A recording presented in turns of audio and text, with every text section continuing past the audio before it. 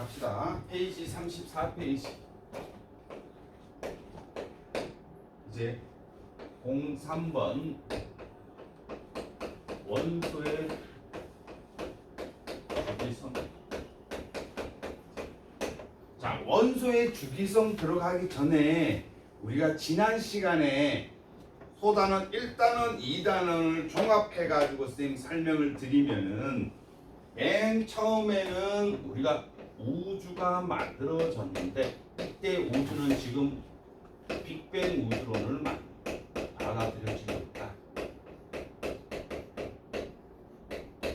왜 빅뱅 우주론이냐? 한 점에서 빵 대폭발을 일으켜서 계속 팽창하면서 오늘날 우주가 되었다라는 게 빅뱅 우주론이고, 왜 빅뱅 우주론이 받아들여졌냐? 이 빅뱅 우주론을 뒷받침하는 훌륭한 증거 두 가지가 있기 때문이다. 그 첫 번째 증거, 재혁아 하나만 얘기해봐.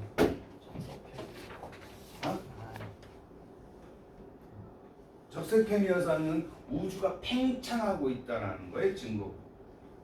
빅뱅 우주론의 증거.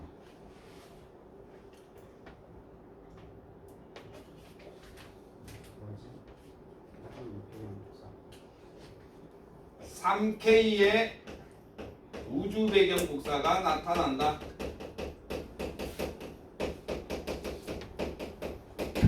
요게 첫 번째 증거가 되고, 두 번째 증거는 우리 지훈이가 잘 이야기해 줄 거야. 뭐야? 모르겠어요. 수소와 헬륨의 질량비가 몇 대 몇?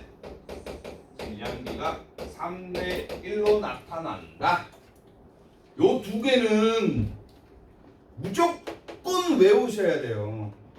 무조건. 이건 제일 중요한 내용이에요. 무조건 암기해야 된다. 그러면 빅뱅 우주론을 통해 가지고 우리가 살펴보면은 맨 처음에 한 점에서 폭발해서 기본 입자가 만들어지게 되고, 이 기본 입자는 6개의 코크와 6개의 렙톤 경입자가 있고, 이 기본 입자에서 코크 3개씩 만나서 중성자와 양성자를 형성하게 되고, 중성자와 양성자를 형성할 때 중성자가 양성자로 가는 거는 일어나지만 온도가 차츰차츰 내려가니까 양성자가 중성자로 가는 단계는 일어나지 않더라. 그 이유가 뭐냐? 우주가 팽창하면서 온도가 내려갔기 때문이다. 온도가 하강했기 때문에. 그래서 중성자와 양성자가 있으면은 양성자 수는 겁나게 많아지게 되고 중성자는 몇 개 없다. 그래서 만들어지는 것이 원자 핵이다.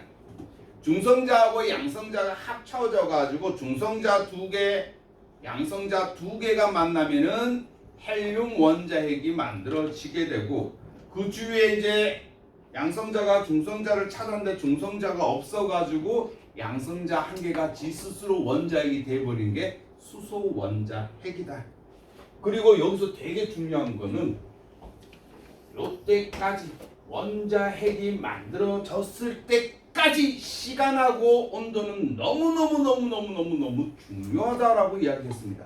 원자핵이 만들어졌을 때는 3분 온도가 10억 켈빈이라고 이야기해요. 두 개는 외우셔야 된다. 중요하다. 그리고 원자핵이 만들어졌을 당시에는 아직까지 경입자, 렙톤이 너무나 많이 있기 때문에 우주가 뿌옇게 보인다. 그래서 이때까지를 우리가 불투명 우주라고 했다. 이제 원자핵이 전자를 붙여가지고 뭘 만든다? 원자를 형성한다. 원자를 형성한다. 이 원자를 형성할 때까지도 시간하고 온도 중요하다라고 이야기했습니다. 원자가 형성되었을 당시에 수아야 온도가 몇 도?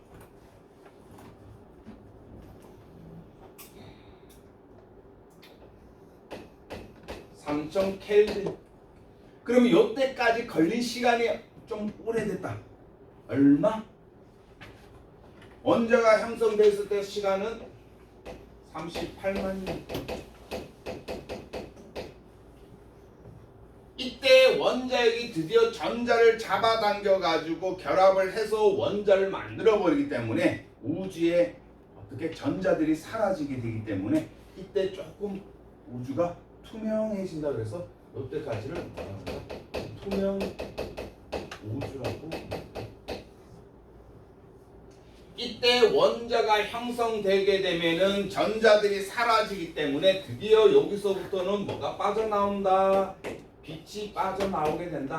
이 빠져나온 빛을 우리가 뭐라 부른다? 우주 배경 복사라고 한다. 이때 우주 배경 복사가 처음으로 발견됐을 때는 3000K인데 얘가 시간이 지나서 오늘날로 오게 되면 몇 K가 된다? 3K가 될 거다. 그래서 실제로 펜지어스하고 윌슨이 관측했더니 3K가 나타났다. 그래서 첫 증거가 된다. 그 다음에 원자를 만들었을 때 이때 원자를 만들었을 때 수소하고 헬륨하고 만들었을 때 개수비로는 12대 1이지만 질량으로 따지면 3대 1이더라. 요게 두 번째 증거가 되겠죠. 우리가 여기까지 이제 1단원에서 공부를 했고 1단원에서는 그러면 우주에서는 빅뱅으로 의해 가지고 만들어지는 원소가 누구누구밖에 없다. 그렇지. 우주에는 빅뱅으로 만들 수 있는 것은 수소랑 그리고 헬륨밖에 없다. 왜 수소하고 헬륨밖에 없냐? 우주가 팽창하면서 온도가 낮아져 버렸기 때문에 온도가 낮아지게 되면 양성자가 중성자로 못 바뀌어서 우주에는 지금 중성자가 없기 때문에 중성자가 있어야지 양성자하고 해가지고 더 무거운 원자핵을 만들 텐데 양성자가 없어가지고 더 무거운 원자핵을 못 만들어. 그러면 더 무거운 원소인 헬륨보다 더 무거운 원소는 뭐에 의해서 만들어지냐? 그러면 온도가 높은 곳에서 만들어진다. 그 온도가 높은 곳이 우주에 어디에 있냐? 바로 별이다. 별의 중심 온도는 되게 높으니까. 그러면 이 별의 뭐에 의해서? 핵융합 반응에 의해서 더 무거운 원소가 만들어지더라. 어디까지? 철까지. 그래서 핵융합 반응으로 만들 수 있는 단계가 철이라는 원소까지 핵융합 반응으로 만들 수 있다. 그래서 수소하고 헬륨보다 더 무거운 것은 별이 만들어지면서 철까지 만들 수 있다. 그래서 우리가 소단원 2단원에서는 별의 탄생과 진화 과정에 대해서 공부했었다. 그래서 별은 맨 처음에 성운이라는 곳에서 중력 수축에 의해서 좀 더 밀도가 높은 곳에서 질량이 작은 것을 자꾸 끌어잡아 당겨가지고 중력 수축에 의해서 온도가 점점점 올라가서 뭘 만든다? 원시별을 만들었다. 이 원시별에서 중심 온도가 계속 수축하면서 온도가 올라간다고 했어요. 그럼 중력 수축에서 계속 온도가 올라가서 중심 온도가 몇 K가 되면은 중심 온도가 얼마가 되면 중심 온도가 얼마가 되면은 중심 온도가 얼마가 되면 드디어 이제 주계열성에 도달하니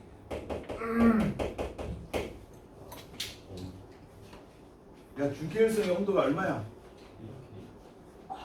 1000만 K. 그렇죠. 주계열성일 때는 1000만 켈빈이 되었을 때 이제 주계열성이라 그러고 1000만 K가 되었을 때 이거 중요합니다. 1000만 K는 1000만 K가 되었을 때 드디어 이제 뭘 시작할 수 있다? 핵융합 반응을 할 수 있다. 핵융합 반응을 할 수가 있다. 핵융합 반응을 해야지만 더 무거운 원소를 만들 수 있다. 즉 다시 말하면 양성자가 이제 중성자로 변환할 수가 있다 이렇게 된다. 그리고 이 주계열성에서 선생님이 별은 80% 이상을 보낸다라고 했죠, 그렇죠? 그래서 이 주계열성 단계에서 누가 수소가 헬륨으로 바뀌는 수소 핵융합 반응이 일어나고 이때 수소 4개가 하나의 헬륨으로 되면서 질량이 살짝 감소하기 때문에 이때 살짝 감소한 질량만큼 뭐가 나온다? 에너지가 빠져나온다. 그래서 우리 태양도 주계열성이기 때문에 우리 태양의 중심에서도 수소가 헬륨으로 바뀌고 있는 수소 핵융합 반응이 일어나고 수소 핵융합 반응이 일어나면서 질량이 살짝 감소한 만큼 에너지가 빠져나온다. 이거를 우리가 태양 에너지라고 하고, 태양 에너지가 아무 물질 도움 없이 지구까지 오는, 아무 물질 도움 없이 열이 전달되는 방법을 복사라고 우리가 중학교 2학년 때 공부했다. 그래서 태양 에너지라고 부르기도 하고 태양 복사 에너지라고 부르기도 한다. 그럼 주계열성에서 이제는 어떻게 질량에 따라 가지고 적색 거성과 초거성으로 나누고, 우리 태양과 비슷한 애들은 적색 거성으로 갔다가 이제 빵 폭발해 가지고 뭐가 된다? 백색 외성이랑 행성상 성운으로 바뀌게 되고, 초거성 돼 가지고 초신성으로 갔다가 이제 폭발해 가지고 중성자별 아니면 블랙홀로 만든다. 이때 초신성 폭발은 중요하다 그랬다. 왜? 초신성 폭발에 의해서 철보다 무거운 원소가 생성되기 때문에 요게 우리가 앞에서 공부했던 것까지. 그러면 종합합니다. 요거는 지금 오늘 공부하는 거에 대해서 가장 기본이 되는 거기 때문에 공부합니다. 자, 다시 한번 정리합니다. 수아야, 빅뱅에 의해 가지고 만들어진 원소는 두 개밖에 없다. 누구? 그렇지, 수소하고 헬륨. 수소하고 헬륨은 빅뱅에 의해서 만들어지고, 그 다음에는 핵융합으로, 별의 핵융합 반응으로 만들 수 있는 것은 어디까지? 철까지. 이 철까지. 그 다음에 철보다 더 무거운 원소는 금이나 우라늄 같은 경우에는 강우야 뭐에 의해서 만들어진다? 뭐 폭발이 아니라 방금 이야기했잖아. 설명 안 들으래. 초신성 폭발에 의해서 철보다 무거운 원소가 만들어진다. 그래서 요 세 개는 기억하셔야 된다. 됐나요? 그래서 요 개념은 알아두셔야 된다. 지금 우리가 요거 어디까지? 여기 요거 빅뱅 공부했고, 그 다음에 별의 탄생하면서 철까지 만들어지는 공부했고, 그 다음 철보다 무거운 원소 만들어졌다. 그러면 이제는 우리 모든 원소가 어떻게 만들어지는지 공부했다 이 말. 그럼 그렇게 만들어지는 원소들이 어떤 주기성을 가지고 있는지, 어떤 특징을 가지고 있는지 그거에 대해서 공부하는 게 오늘 3단원입니다. 됐습니까? 그래서 3단원에서는 첫 번째 원소의 주기율표 공부할 거예요. 주기율표 공부할 건데, 자, 요거 완벽하게 선생님한테 설명을 할 줄 아는 사람 있으면은 30분 일찍 끝냅니다. 자, 뭐냐? 첫 번째,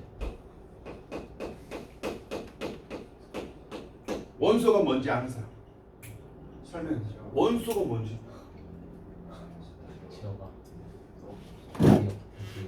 왜 누구 있잖아. 야, 원소 뭐니? 야, 이거 중학교 2학년 때인 거예요. 원소. 물질을 이루는 기본 성분. 그렇지. 물질을 이루는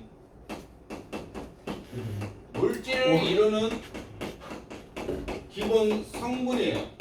성분. 우리로 따지면 이름. 자, 그러면은 이제 3개 남았다. 없다 이제 책에는. 자, 그러면 원소. 은혁아, 그럼 원자는 뭐야? 이거 문득이야. 물질은 같이 가장 합성해서. 작은 입자. 그렇지. 물질을 이루는 하나 나왔다. 분자야 무조건. 물질을 이루는 기본 신나장 포자. 입자. 하나 나왔다. 그 다음에 운영이만 대답합니다. 분자는 뭡니까? 제가 말하면 안 돼요. 성질을 가지고. 어? 성질 아니야. 분자는 뭐니? 30분 너한테 달렸다. 신나장. 아니야. 그렇게 하자. 어떤 걸 합니다. 성질 물질 성질. 사실은 물질을 이루는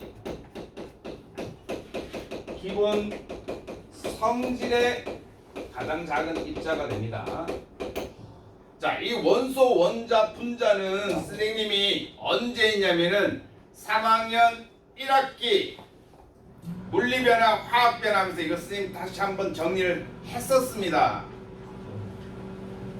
또 한다 이거 지금 했던 거 또 하는데도 지금 내가 못하면 어떡해.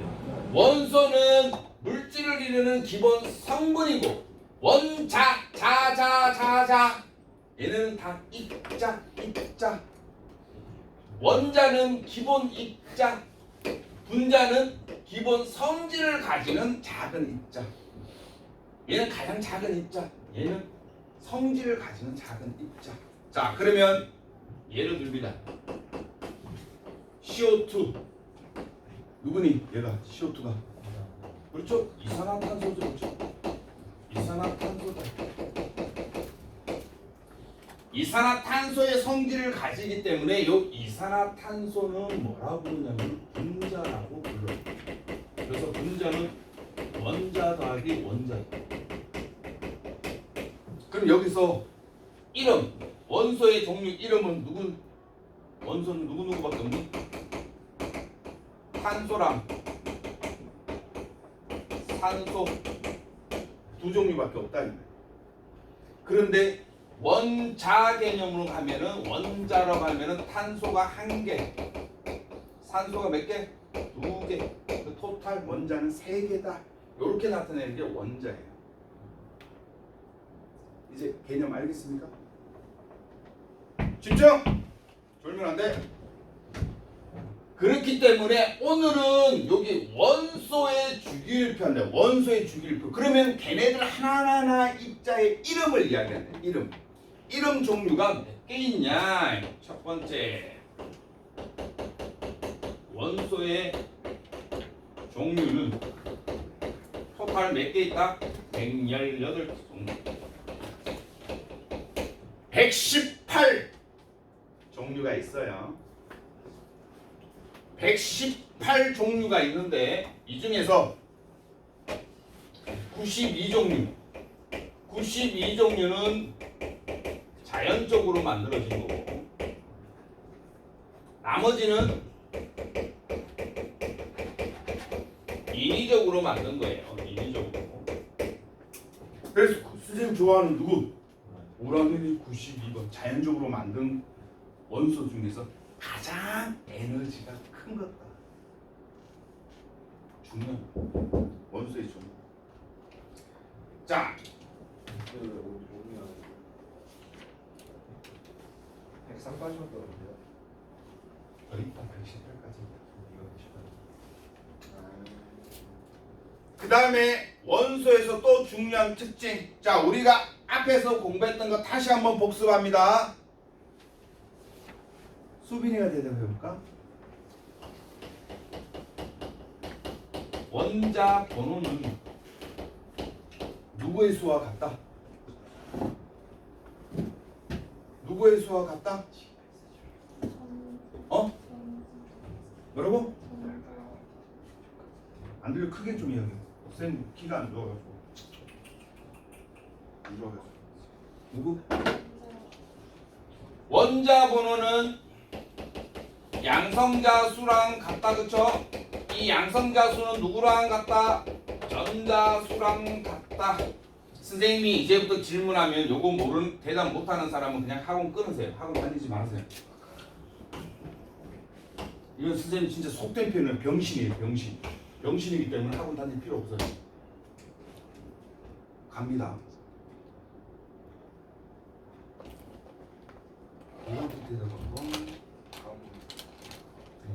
강우.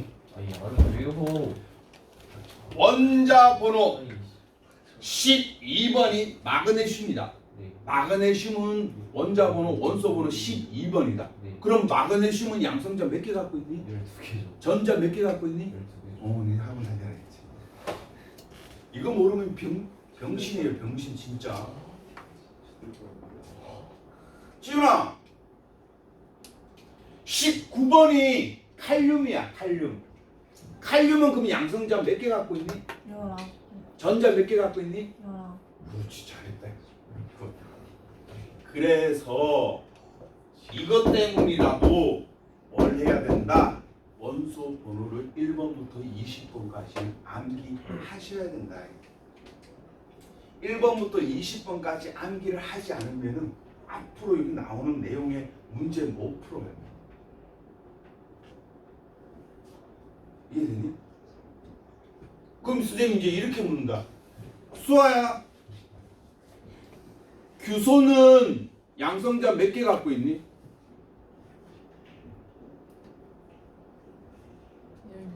14개. 14개. 전자는? 14개. 어? 14개. 양성자가 14개인데 중소는? 전자는 몇 개? 14개. 14개 맞죠. 왜? 규소가 원소 번호 14번이니까. 그러니까 이제 외워야 된다. 이거 안 외우고는 문제 못 푼다. 선생님 다음 시간까지 기회 드릴 테니까 1번부터 20번까지 외워오세요.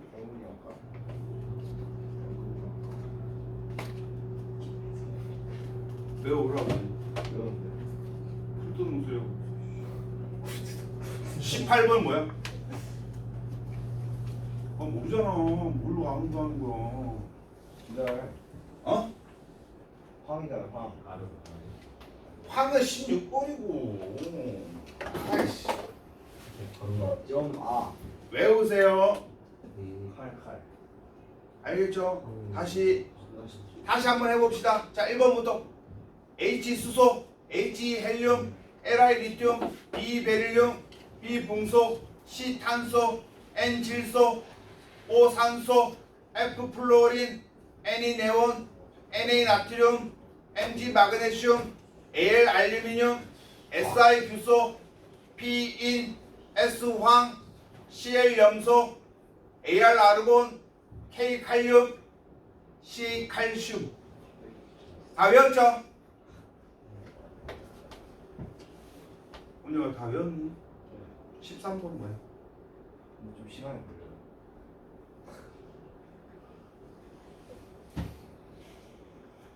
알루미늄. 오 뭔데? 기호 CAG. AL. AL. 오케이. 외워야 된다. 자 이제 주기율표 가는데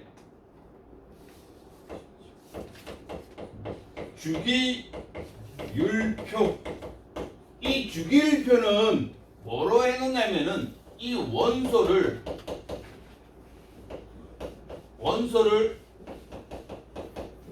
표로 구성한 건데 표로 구성했을 때 그냥 마음대로 표로 구성한 게 아니라 어떻게 얘네들의 화학적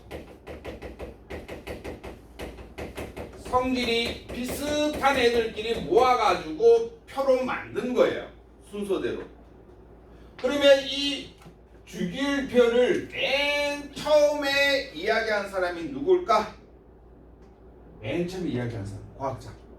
맨 처음에 라부아지에가 라부아지에가 처음으로 주장했어요. 왜냐하면 이 라부아지에 전에는 누가 나왔냐면 아리스토텔레스가 나왔어. 아리스토텔레스가 나와가지고 물이 원소래. 아리스토텔레스는 물이 원소래. 불이 원소래. 흙이 원소래. 그래가지고 라부아제가 틀렸어. 물은 원소가 아니야. 왜? 물은 수소하고 산소로 나눠지니까. 그래서 물 분해 실험을 처음으로 한 사람이 라부아제예요. 그래서 이 라부아제가 64개의 원소를 발견을 해가지고 처음에 그 64개를 표로 이렇게 나타냈는데, 그 다음에 누가 나타났냐면 데네라이더. 이 데네라이더가 뭘 주장했니? 이 데네라이더는 제일 중요한 거. 데네라이더 하면은 생각나는 거는 무조건 세상. 화학적 성질이 비슷한 것들이 모아보니까 꼭 3개씩 이렇게 묶이더라. 요 3개가 비슷하고, 요 3개가 비슷하고, 요 3개가 비슷하고, 요 3개가 비슷하다. 그렇게 3개씩 묶어가지고 표로 만든 거를 데네라이더의 세상 원소설이라고 이야기합니다. 그 다음에 누구? 이 라부아지에 이런 애들은 몰라도 돼요. 근데 데네라이더는 알아둬야 돼요. 세상 원소설. 그러니까 너희는 세상이 우리 발음이 안 돼가지고 경상도라. 어떻게 발음하니? 세상. 우리는 세상 여기 잘 안 돼요. 세상 이렇게 발음하면 세상 이렇게 돼요. 그 다음에 누가 나온다? 유렌즈가 나옵니다. 유렌즈도 몰라도 돼요. 유렌즈 몰라도 되는데 그 다음에 나는 이 멘델레예프는 기억해야 됩니다.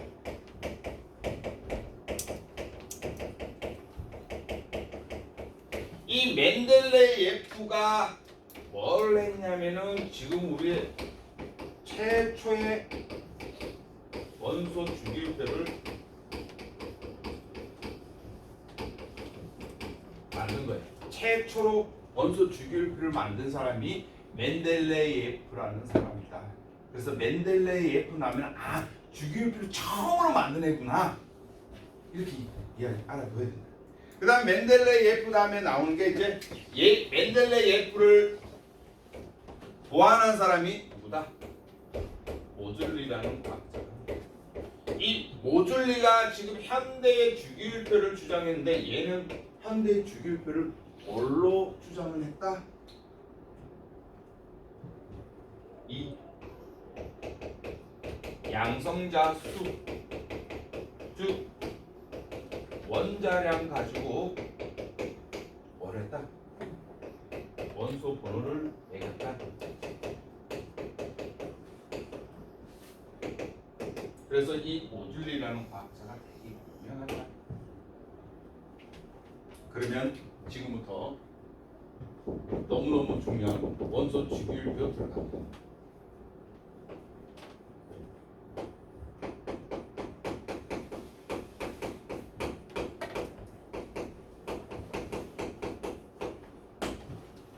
원소 주기율표는 시험 문제에 100% 등장하고 아주 중요한 내용입니다. 그렇기 때문에 여러분들 35페이지에 있는 내용은 알아두셔야 돼요. 이거 되게 중요합니다. 근데 35페이지에 나오는 거 중요한 건데 선생님이 이제는 원소 주기율표를 조금 모식적으로 그릴 거예요. 이제는 그렇게 돼 있는데 그걸 너무 많은 걸 다 그릴 수 없으니까 선생님 원소 주기율표 이렇게 그릴 거예요. 대충 이렇게 그릴 거예요. 모양은 그냥 이렇게 그릴 거예요. 그러면 원소 주기율표에서 두 가지 가로줄을 뭐라고 한다? 주기라고 해. 주기. 세로줄을 뭐라고 부른다? 세로줄을 주기라고 한다. 요거 객관식 기억 니은 디귿 보기에서 가로줄을 족, 세로줄을 주기라 한다 이러면 틀린 거예요. 그렇게 시험 문제 나와요. 기억 니은 디귿에서 요거 꼭 가로 세로 물어봐요. 족이 한자로 뭐니? 민서야. 족이 한자로 그렇지. 발족자다. 발. 우리 발. 발. 지훈아 발 우리 옆으로 뻗어 있니? 아래로 뻗어 있니? 아래로. 그래. 그래서 세로줄이 족이라고. 이렇게 하면 틀릴 일이 없죠? 우리 족은 발이니까 발족자니까 발은 아래로 뻗어 있으니까 세로줄이 족이다. 요거는 무조건.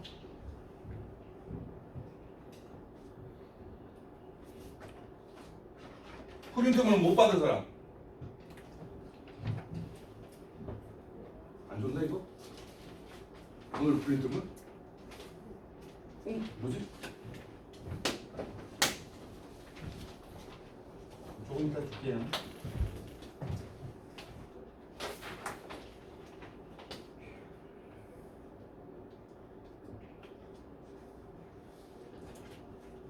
서연아.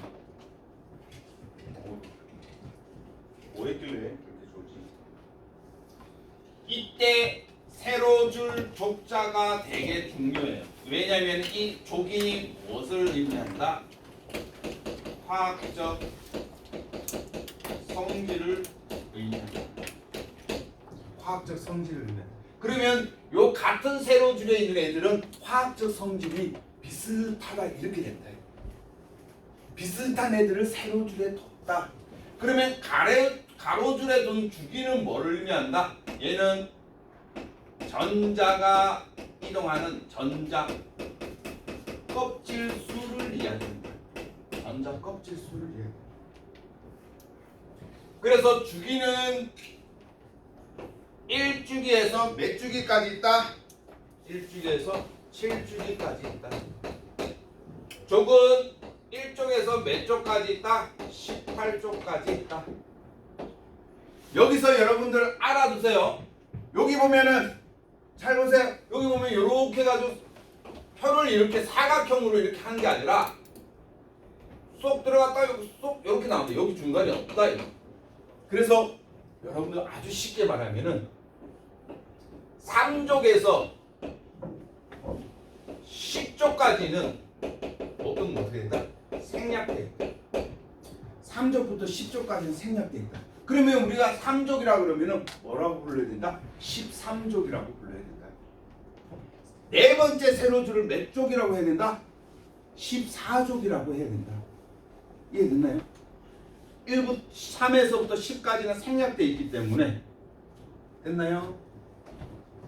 이거 중요합니다.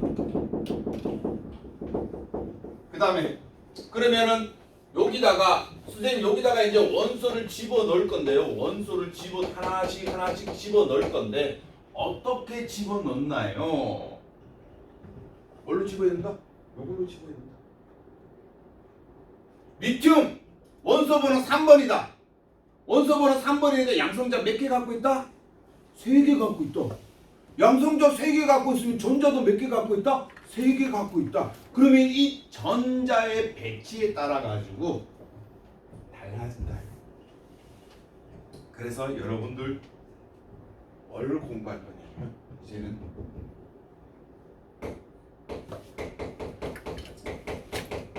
전자 배치를 어떻게 시키냐에 따라서 이제 원소 주기율표를 달라지는데 요 전자 배치 공부하기 전에 이제는 두 번째 뭘 할 거냐면은 원소의 분류를 시켜볼 거예요. 크게 원소는 몇 종류로 나누냐면은 3종류로 구분 지어요. 첫 번째는 얘가 금속이냐 아니냐, 금속이냐 비금속이냐 이렇게 구분 짓고, 두 번째는 1쪽이냐 17쪽이냐 이렇게 구분 짓고, 그 다음 세 번째는 안정되어 있냐 불안정한 놈이냐 이렇게 구분 지어. 알겠죠? 세연아 어이구 피곤해 돌아왔어. 우리 이번 시간에는 요 금속과 비금속 요거 한번 해봅시다. 금속과 비금속. 자, 금속과 비금속은 첫 번째 금속 원소와 비금속 원소 구별. 너무 쉬워요. 여기 잡아. 원소 주기율표 이렇게 그리면은 원소 주기율표 그렸을 때 여기 노란색 왼쪽과 가운데 부분 이게 금속이에요. 오른쪽 부분에 해당되는 거, 요 오른쪽에 해당되는 것이 비금속이에요. 우리 원소 중에서는 대부분이 다 금속이에요. 비금속은 몇 개 안 돼요. 여러분들 35페이지에 봤을 때 바탕이 초록색 바탕인 애들만 비금속 애들이에요. 초록색 바탕 되는 초록색 바탕 되는 몇 개 안 되죠. 나머지는 다 주황색 바탕으로 되어 있는 애들, 걔네들은 다 금속이에요. 주황색 바탕으로 되어 있는 애들이 금속, 초록색 바탕이 뭐다? 비금속 애들이다. 그럼 여기 있는 애들, 그만큼 있는 애들, 그만큼 있는 애들이 비금속, 나머지는 전체 금속. 그러면 자, 요거만 하고 10분 쉬었다 할 테니까 자 봅시다. 첫 번째 금속 원소. 금속 원소는 주기율표에서 어디 차지한다? 왼쪽. 그리고 어디? 가운데.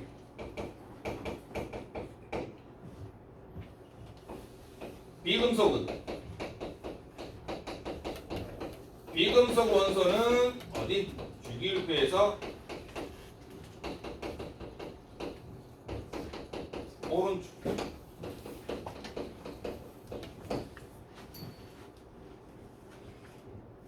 쉽게 말하면 왼쪽하고 가운데 부분 금속, 오른쪽은 비금속. 그겁니다. 그런데 이번 시간 2시에서 3시 1시간 동안 제일 중요한 거 시험 문제 무조건 나옵니다. 누구? 수소는 제로. 수소는 제로. 수소 원소분의 1번이라서 여기 있어요. 여기 있어요. 여기 수소 있는데 얘는 금속이 아니야. 그래서 여기 요 부분이 다 비금속이야. 그래서 여러분들 지금 35페이지 보면은 얘네들 다 초록색이고 얘도 딱 초록색 딱 하나 적혀 있어요. 얘 초록색이죠, 그렇죠? 이거 되게 중요해요. 시험 문제 어떻게 나오냐면은 이렇게 나와요. 이렇게 나와가지고 여기 기역, 여기 니은, 여기 디귿, 여기 리을, 여기 미음 이렇게 돼 있으면 자, 금속 원소 몇 개예요? 라고 물으면은 금속 원소 몇 개니? 하나, 두 개밖에 없어. 여기 있다고 해가지고 다 금속 아니야. 왜? 기억은 비금속이다. 수소니까. 이렇게 쉬운 문제 나온다고. 그래서 수소는 왼쪽에 있지만 비금속이다라는 거 너무너무 중요합니다. 꼭 기억하셔야 돼요. 그 다음의 특징은 상식이다. 상식. 그 다음 특징 금속이니까 광택이 있겠죠. 금속이니까 광택이 있을 거 아니야. 무슨 광택을 띈다? 대부분 광택이 있다. 자, 알루미늄 반짝반짝 하잖아. 금 반짝반짝 하잖아. 구리 반짝반짝 하잖아. 근데 비금속 원소는 광택이 있다 없다? 광택 없다. 그 다음에 금속 원소는 열, 전기 어떻게 한다? 통한다. 이제 열 전달하고 전기 전달한다 이 말이에요. 근데 얘 비금속 원소들은 대부분 기체애들이니까 뭐한다? 열, 전기 통하지 않는다. 이거는 상식이잖아. 그렇죠? 금속이니까. 금속이니까 열 전기 다 통한다. 대부분 뭐다? 도체가. 얘는 열 전기 안 통하니까 대부분 뭐다? 도도체. 이렇게 됩니다. 그 다음에 열 전기 통하지 않는데 유일하게 또 제외되는 새끼가 있어요. 요거. 여기 있는 원소 번호 6번 탄소 찾아봐. 원소 6번 탄소 찾았니? 탄소 지금 무슨 바탕이니? 초록색 바탕이죠. 초록색 바탕이니까 뭐니? 비금속이죠. 그쵸? 탄소 기체예요. 요 탄소만으로 막 모여가지고 응축돼가지고 딱딱하게 굳어져서 까맣게 된 거. 여러분들 지금 이렇게 누르면 나오는 거 뭐니? 비슷해. 석탄으로 연필심 안 만들잖아. 이거는 흑연이에요. 흑연. 이 흑연은 탄소로 이루어졌는데 유일하게 흑연은 전기 통해요. 펜슬은 뭐예요? 펜슬은 뭐예요? 뭐 색. 회색은 아직까지 그 성질이 발견되지 않았어요. 사람이 인위적으로 만든 건데 아직까지 그 성질이 확실치 않아가지고 그냥 그 중간중간에 껴놓은 거예요. 흑연은 제외다. 흑연은 전기 통한다. 그리고 선생님이 이 탄소로 이루어진 거, 이 탄소 되게 좋아해요.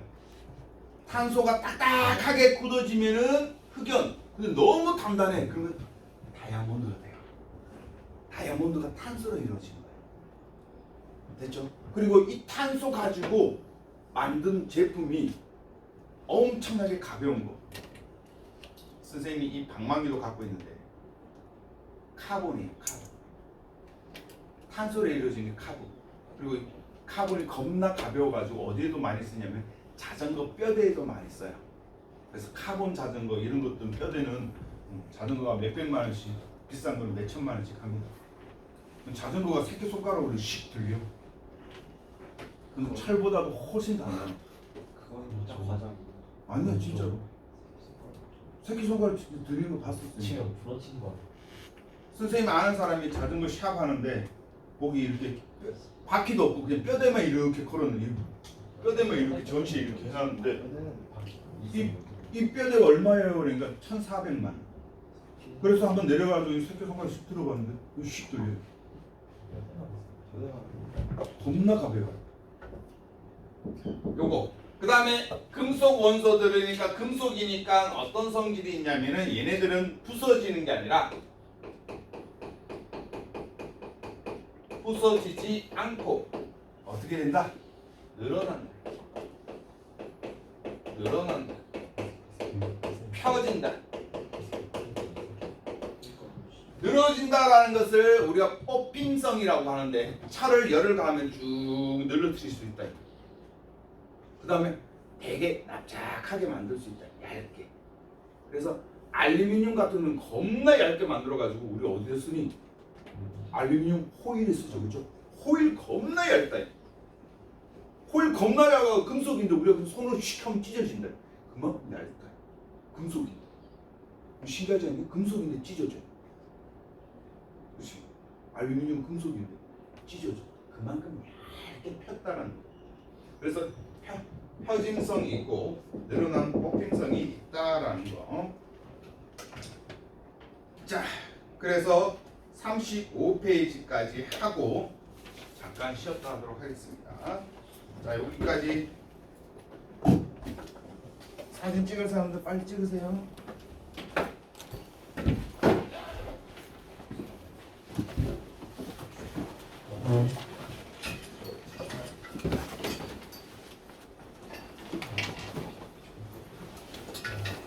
야, 발 겁나 큰데?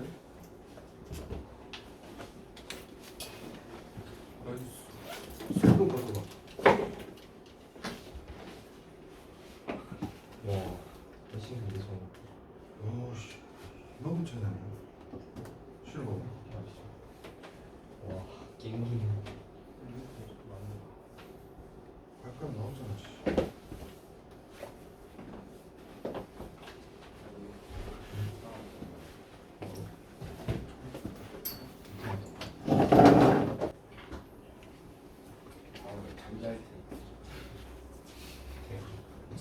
갑니다. 페이지 36페이지.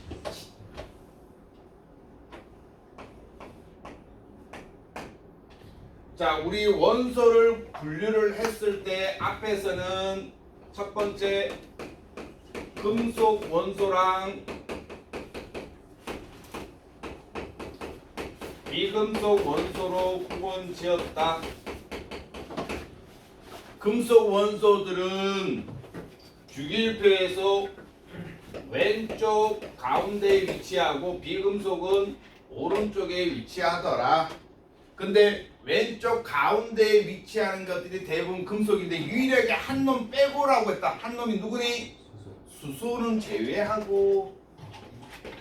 수소는 제외하고. 요거 객관식으로 시험 문제 많이 나온다고 했어요. 수소 제외한다. 그 다음에 금속 원소의 대표적인 것 철. 철은 우리 어디 쓰니?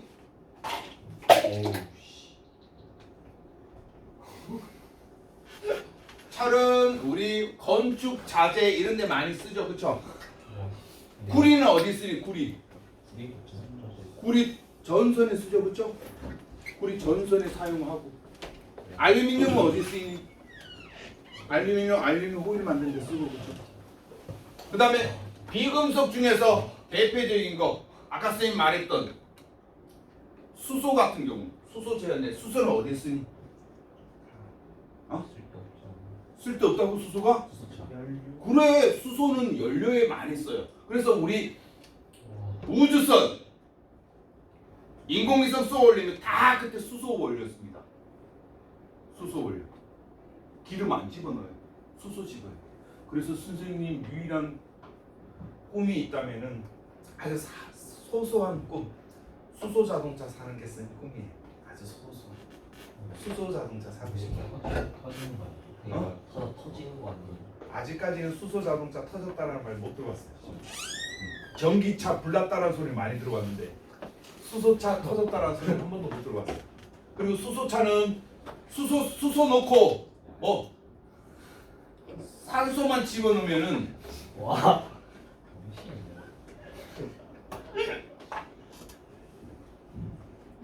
산소만 집어넣으면은 그 뒤에 뭐가 나온다? 물이 나온다.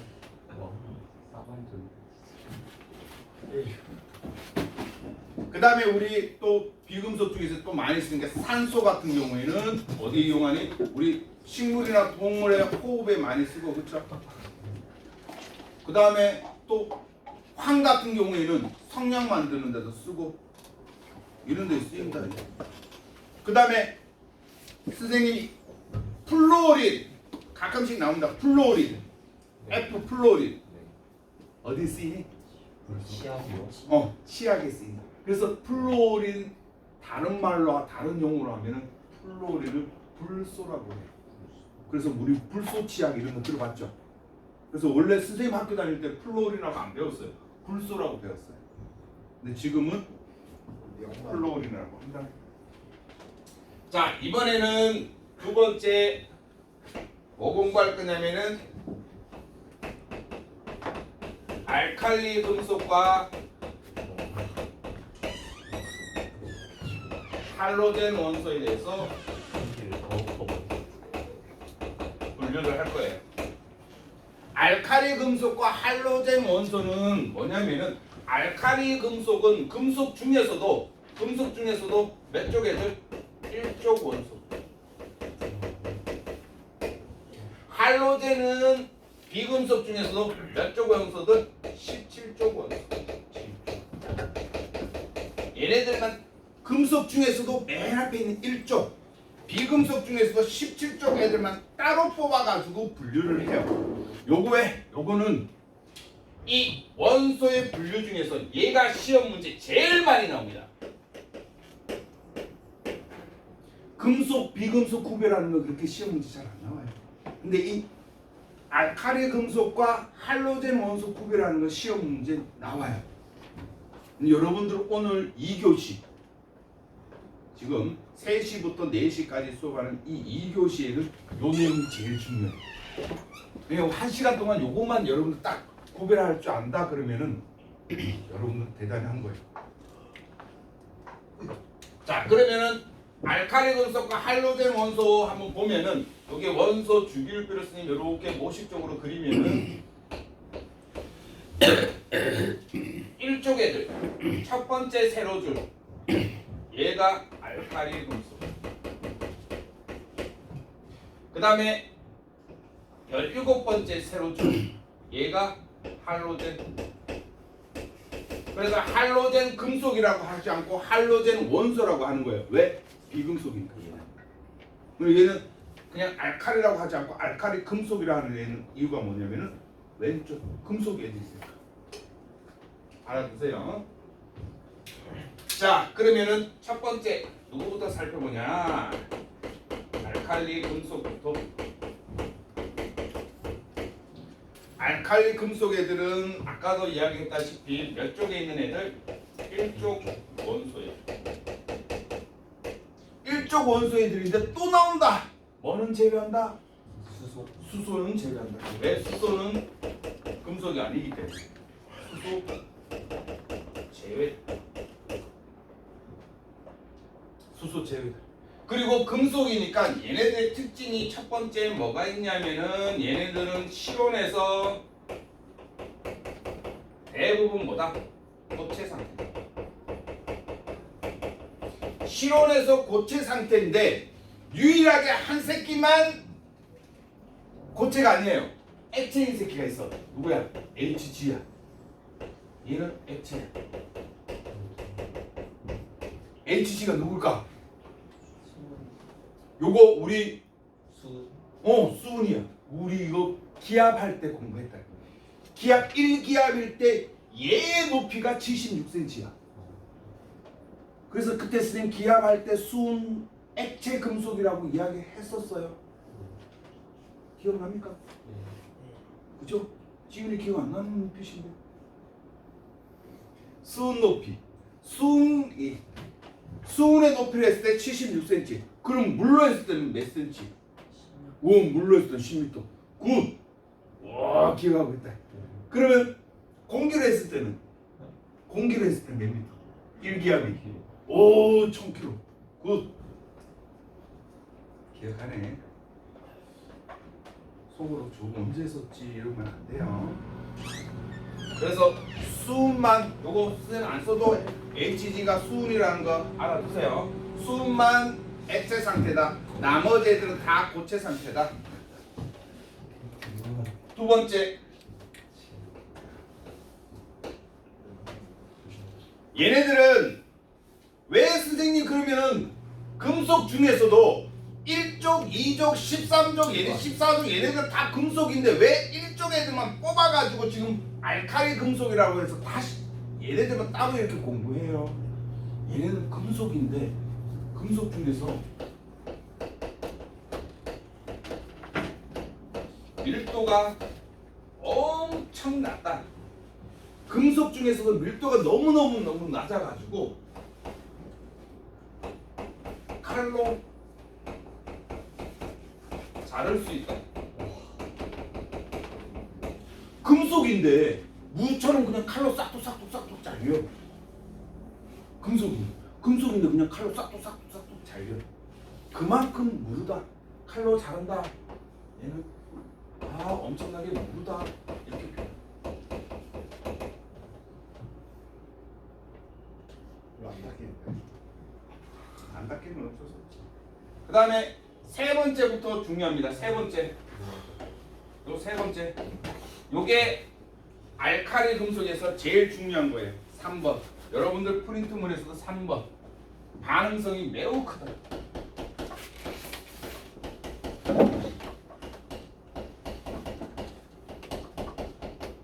반응성이 매우 크다라는 것은 다른 애랑 결합을 되게 잘한다 이 소리예요. 반응성이 매우 크다라면 다른 애들이랑 결합을 잘한다. 다른 애랑 결합을 겁나게 잘한다. 결합을 겁나 잘하기 때문에 얘네들만 따로 뽑아가지고 알칼리 금속이라고 해서 배우는 거예요. 얼마나 결합을 잘하냐? 얘는 누구랑 주로 결합을 한다? 물과 결합을 겁나게 잘해요. 이 알칼리 금속을 물에다 집어넣으면 푹 해서 반응해가지고 금속이 사라져버립니다. 금속인데 사라져버려요. 물에 넣으면. 다른 처리도 안 하고 그냥 물에 넣기만 합니다. 그래서 물과 격렬하게 반응한다. 물과 격렬하게 반응하면은 열내고 빛내요. 그리고 이 물과 격렬하게 반응할 때 이때 물하고 격렬하게 반응하면 얘가 바로 알칼리성, 즉 염기성이 된다. 그래서 금속이 물에 녹으면은 염기성이 된다. 요게 중요합니다. 요게 시험 문제 잘 나와요. 알칼리 금속에서 얘는 알칼리 금속은 반응을 잘하는데 특히 물하고 반응을 겁나 잘해. 그럼 물과 반응해가지고 녹아버리면 염기성이 된다. 여기서 문제. 그러면 염기성이 된다고 그랬는데 이 염기성이 되는지 안 되는지, 염기성으로 바뀌었는지 안 바뀌었는지 어떻게 확인할까? 리트머스 종이로?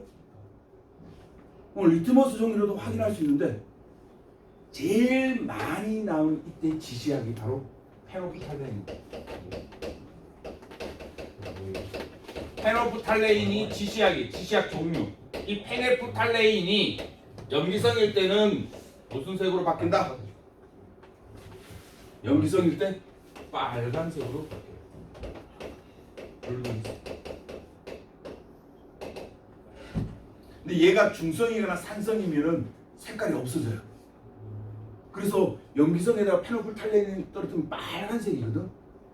근데 여기다 산성을 조금 떨어지면은 빨간 게 순식간에 확 다시 무색으로 바뀌어버려. 투명색으로. 무색. 없다. 색깔이 없다. 원래 물 색깔로 바뀌어버려. 빨간 것들이 빨갛다가 갑자기 산성 쭉쭉쭉 넣어가지고 산성에 염기성 만들어주면 물 색깔로 갑자기 다시 확 투명해져 버려요. 순식간에. 되게 신기해요. 요거 알아두시고. 그 다음에 물하고 또 누구하고 잘 반응하냐면 얘는 산소랑도 반응을 잘해요. 산소랑 반응을 잘해요. 그래서 산소랑 반응하면은 얘네는 금속이 광택을 잃어버립니다. 산소랑 반응하면 쉽게 말하면 산소랑 반응하면 녹슨다 이 소리예요. 녹슨다 이 소리예요. 광택이 사라져버립니다. 그리고 또 하나 여기서 물과 반응을 하게 되면은 물과 반응하면은 어떤 기체 만든다? 수소 기체를 발생시킵니다. 수소 기체. 물과 반응하면 예를 들면은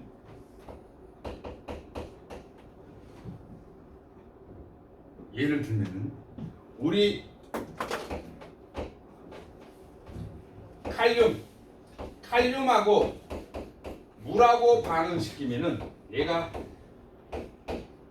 산화칼륨이 되고 수소 기체가 발생됩니다. 이렇게 수소 기체가 발생된다.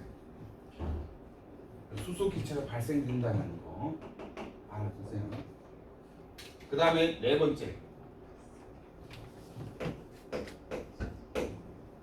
그러면 알칼리 금속 1쪽 애들이니까 빨리 대답해 보세요. 누구니? 리튬 1쪽 애들 리튬 또 나트륨 또 칼륨 일단 통합과학에서는 요 세 개만 공부합니다. 그 일쪽 나머지 일쪽 애들은 몰라도 돼요. 요 세 개만 알아보세요. 근데 얘네들은 원소 번호가 높을수록 그쪽으로 갈수록 뭐다? 반응성이 크다. 반응성이 크다. 이렇게 됩니다. 그러면 예를 들면 뭐냐면은 리튬은 물과 반응해서 수소기체 요만큼 발생시키면은 나트륨은 물과 반응해서 수소기체 이만큼 발생시키. 칼륨은 물과 반응하면 수소기체 이만큼 발생시킨다 이 말. 이쪽으로 갈수록 반응이 훨씬 더 크다 이렇게 된다. 이해됐나요? 얘는 물과 반응한다. 물과 빠르게 반응한다. 물과 겁나게 빠르게 반응한다. 이런 식으로 쓸 수 있다는 거야. 이쪽으로 갈수록 반응성이 그만큼 크다라는 거. 됐죠? 그 다음에 리튬. 우리 일상생활에 어디에 쓰니?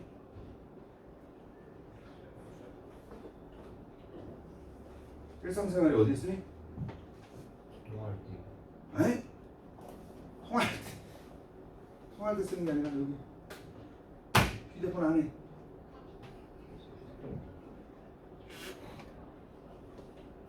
휴대폰 안에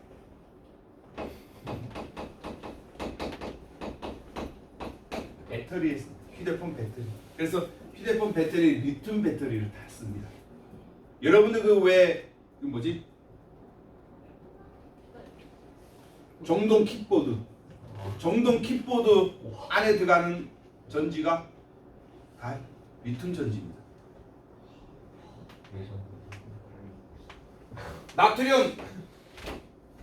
나트륨 어디에 많이 쓰니? 나트륨이요? 전등. 나트륨 조명이 많이 쓰니. 조명. 우리 터널에 보면은 조명 막 이렇게 있죠, 그렇죠? 그 조명이 대부분 나트륨 칠을 있어요. 칼륨 어디 많이 쓰니? 이 요거 하나 칼륨 요거 해가지고 요거 만든 사람 떼돈 벌었어요. 어디 쓴다? 농부들이 쓰는. 트랙터. 칼륨은 트랙터에 왜 사용해? 그러니까 비료.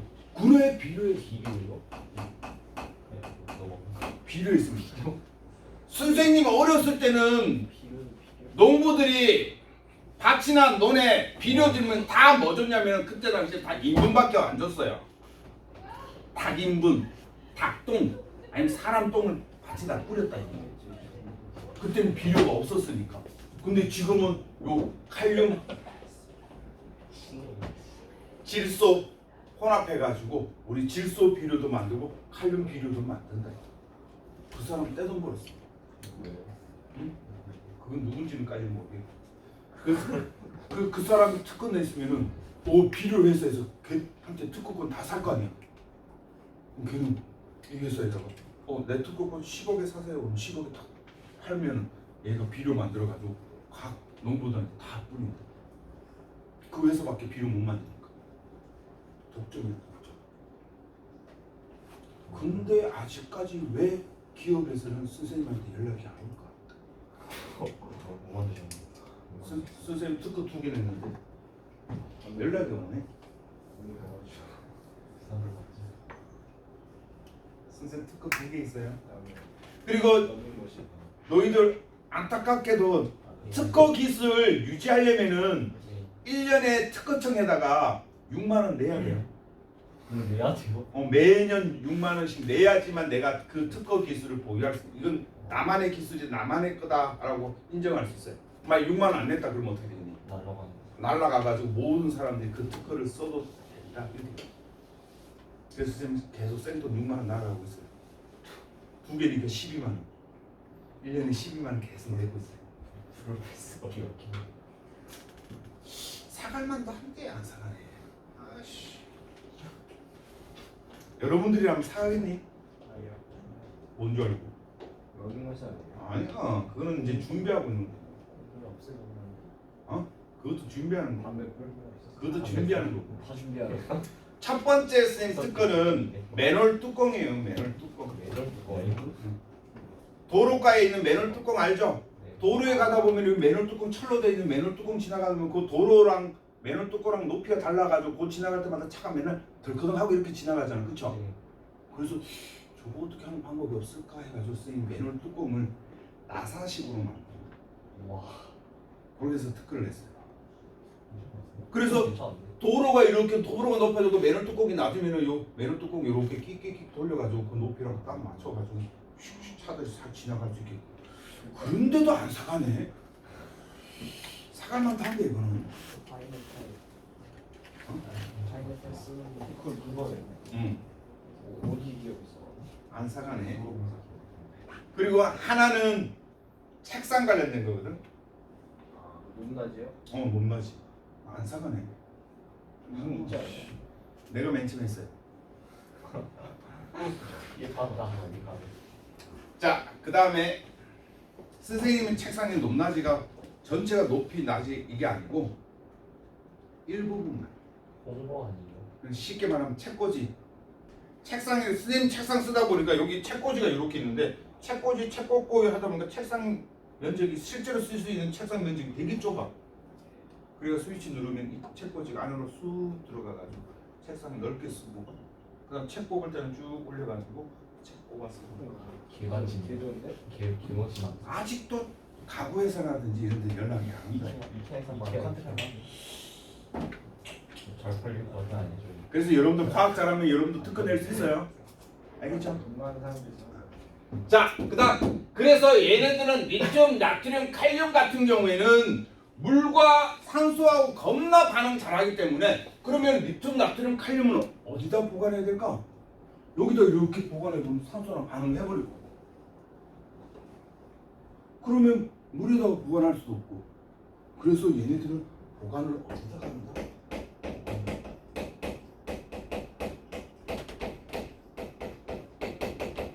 기름 속에다가 보관한다. 기름 속에다가. 기름 속에다가 보관하면은 기름 속에다가 기름하고 물하고는 안 섞이니까 물이 못 들어오고. 그 다음에 기름이 있으니까 공기도 또 못 들어오고. 그래서 보관이 들어가요. 공부 들어가요. 기름이 꽉 채우고 있어요. 그렇게 보관합니다. 알아두시고. 그 다음에 이 알칼리 금속과 비교되는 게 바로 할로젠 원소예요. 할로젠 원소. 자, 이 할로젠 원소는 몇 쪽 애들이다? 17쪽 원소들이다. 17쪽 원소들이다. 그럼 17쪽 원소 미리 얘네들은 써놓고 이야기합시다. 할로젠 원소 뭐 있니? 17쪽 플로린. 플로린 밑에 염소. 염소 밑에 브로민. 브로민 밑에 아이오딘. 요까지. 그래서 브로민과 아이오딘은 또 기억을 해줘야 돼. 왜 기억을 해줘야 되냐면 요 새끼가 좀 특이해요. 브로민. 할로젠 원소인데 비금속인데 요 브로민만 무슨 상관이야? 플로린 기체, 염소 기체, 아이오딘 기체 다 기체인데 얘만 액체예요. 그래서 과학에서는 얘만 제외다 이런 거 시험 문제 잘 나와요. 얘만 제외다. 그래서 아까 금속 중에서도 얘만 제외다. 알칼리 금속에도 얘만 제외다. 수소만 제외다. 요거 시험 문제 잘 나와요. 그러면 할로젠 원소는 어떤 특징이 있다? 그러면 얘는 실온에서 대부분 기체 아니면 가끔 고체로 존재합니다.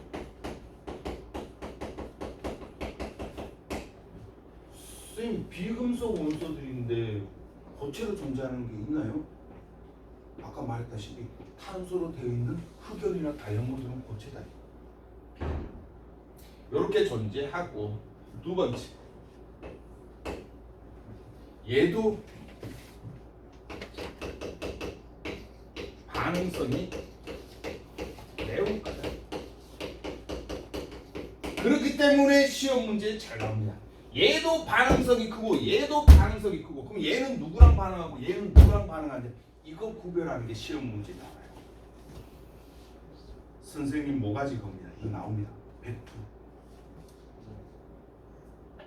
아니 100% 시험 문제 나온다 그랬는데도 알려줬는데도 틀리면은 선생님 속상하겠죠, 그렇죠?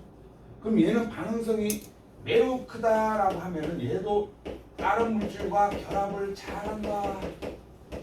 결합을 매우 잘한다. 그럼 다른 물질 누구랑 결합을 잘하냐? 다른 물질 누구랑 결합을 잘하냐? 얘는 첫 번째 금속과 반응을 잘합니다. 얘는 기체인데도 불구하고 금속과 반응을 겁나게 잘해요. 금속과 반응을 잘하는데 그 특기 중에 금속 중에서 누구? 나트륨과 겁나게 반응 잘해요. 나트륨과 겁나게 반응 잘해요. 그래서 얘는 나트륨과 겁나게 반응 잘하면 얘도 뭐가 된다? 빛과 열을 내. 그럼 우리 여기서 하나 알 수 있다. 나트륨 조명이 있으면 그럼 여기다 뭐 집어넣어주면 되니? 가져가는 거 할로젠 원소 집어넣어버린다. 그럼 얘가 바바바바박 하면서 어떻게 빛을 낸다. 그래서 만든 게 조명이다. 됐나요? 그럼 빛과 열을 많이 냈다. 그 다음에 누구랑 또 반응을 잘한다? 이거 이제 시험 문제 잘 나오죠, 그렇죠? 얘는 이제 누구랑 수소랑 반응을 잘한다. 수소하고 반응.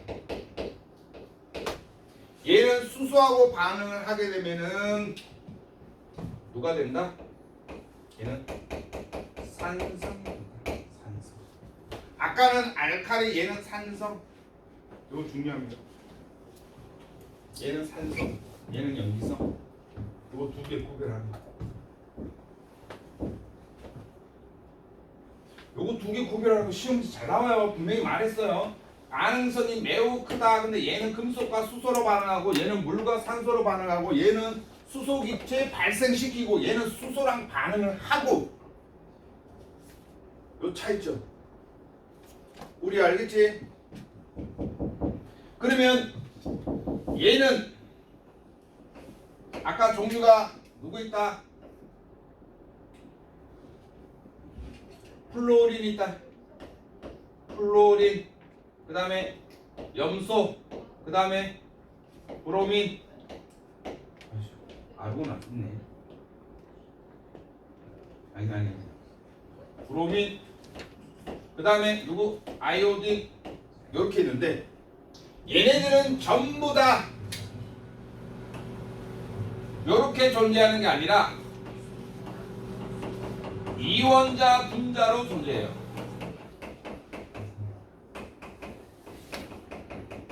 이원자 분자라는 게 뭔 말이니?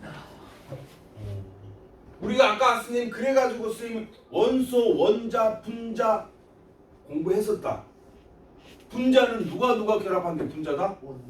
원자하고 원자가 결합한 거다. 그럼 얘는 분자로 존재한다 그랬으니까 얘 원자 한 개만 있으면 안 돼. 두 개 있어야 돼. 다른 애랑 결합을 해야 되는데 다른 애랑 결합 안 하고 지랑 똑같은 애랑 플로린하고 두 개가 이렇게 합쳐져 있다. 그래서 지랑 똑같은 게 두 개가 결합되어 있다. 그래서 이원자라고. 그래서 어떻게 존재한다? 이렇게 존재하는 게 아니라 플로린 2, 염소 Cl2, 브로민 2, 아이오딘 2 이렇게 존재한다. 그래서 이원자 분자로 존재한다. 이 말이 그 뜻이에요. 이원자 분자로 존재한다. 그게 여러분들 36페이지 1번에 나오죠, 그렇죠? 1번 실온에서 원자 두 개가 결합하여 분자 형태로 존재한다. 이게 이원자 분자. 그 다음 말했다. 얘네들은 반대로 이쪽으로 가요. 어떨수록 이쪽으로 갈수록 반응성이 크다.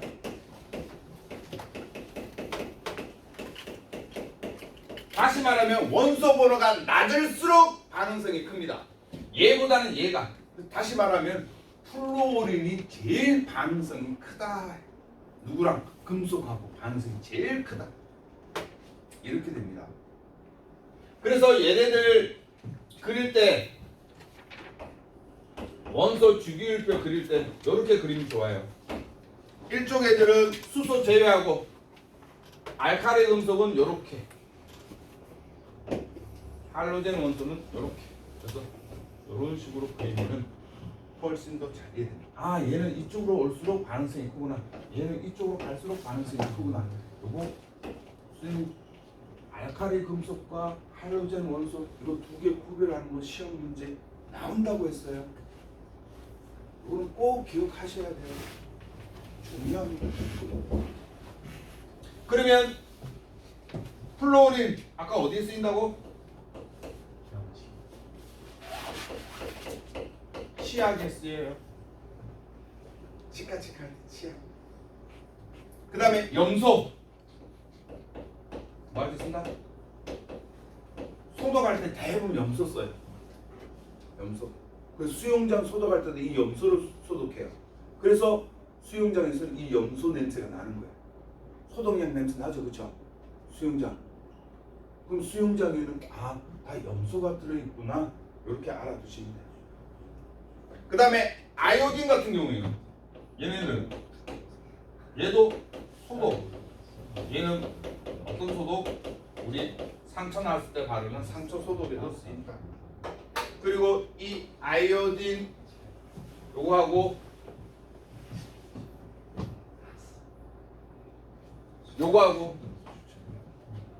아이오딘하고 칼륨하고 겁나게 반응 잘합니다. 야, 아이오딘하고 칼륨하고 반응은 얘를 뭐라고 그러니? 아이오딘과 칼륨. 쪽이에요. 아이오딘이나 칼륨인데 하나 더 써야 돼요. 네. 그냥 아이오딘이나 칼륨 아니에요. 이름이 더 길어. 아니. 얘 이름이 아이오딘이나 칼륨 이렇게 불러요. 아따. 아이오딘이나 칼륨 언제 배웠니? 그래 2학년 광합성 할 때 녹말 검출할 때 아이오딘이나 칼륨 떨어뜨려 가지고 첨랑색으로 바뀌는 거 갖고 녹말 확인할 수 있다. 그때 나온 게 아이오딘이나 칼륨이네. 다음 넘어갑니다. 문제 안 보여. 37페이지. 오. 37페이지 핵심 체크. 쌤이랑 값이 봅시다. 핵심 체크. 네. 1번 물질을 이루는 기본 성분 원소라고 합니다. 문제가 적어야지. 1번 원소. 2번 현대의 주기율표는 원소들을 누구 순서로? 원자 번호 순서대로. 원자 번호 순서로 나열하되 화학적 성질이 비슷한 것들은 세로 줄에 오게 한다. 그 다음 3번 주기율표에서 왼쪽과 가운데 있는 거 금속 원소들. 4번 주기율표에서 주로 오른쪽에 있는 것들 비금속 원소. 이제 5번은 다 알죠? 주기율표에서 1쪽에 해당되는데 수소 제외한 거를 알카리 금속. 알카리 금속은 반응성이 매우 커서 물과 산소랑 빠르게 반응한다. 특히 물과 반응하면 무슨 기체 만든다? 수소 기체 만든다. 이거 되게 중요하다고 했죠? 수소 기체 만든다. 그래서 6번의 정답은 수소. 그 다음에 7번 원소 주기율표의 17쪽에 해당되는 거 할로젠 원소. 알칼리. 좀 있는데. 자 37페이지 1번 원소와 주기율표 발견에 대한 설명으로 옳은 거 OX. 1번 원소는 물질을 이루는 기본 성분이다. O. 원소의 종류는 물질의 종류보다 많다. X. 물질의 종류가 더 많아요. 우리 원소 종류 끽해봐 아까 쓴 몇 개? 118개. 우리 물질은 세상의 물질은 118개보다 더 많아요. 엄청나게 많아요. 3번 멘델레예프는 원자량 순서로 배열했다. O. 그래서 멘델레예프가 최초의 원소 주기율표를 만들었다. 4번 성질이 비슷한 세쌍 원소. 세쌍 원소설 누구? 데네라이드라고 했죠. 데네라이드 모듈리는 현대 주기율표를 만드는 X. 2번 현대 원소 주기율표. 주기율표의 가로줄을 주기, 세로줄을 족이라고 한다. 원소들을 원자 번호 순서대로 나열한다. 화학적 성질이 비슷한 것들은 세로줄, 쪽에 해당된다. 주기율표의 왼쪽과 가운데는 금속, 오른쪽은 비금속이다. 근데 왼쪽과 가운데인데 누굴 제외한다고? 수소를 제외한다. 3번 금속 원소와 비금속 원소 구별하시오. 수소 비금속, 구리 금속, 나트륨 금속, 헬륨 비금속, 칼슘 금속, 브로민 비금속. 예, 브로민은 비금속 중에서도 뭐다? 액체다. 4번 모르면 안 됩니다. 4번에 A는 뭐니? 여기에 해당되네. 여기 해당되네. 알칼리 금속. B는 할로젠 원소. 근데 너희들 4번 문제 자세히 보면은 A 자세히 보세요. A 그림. 네.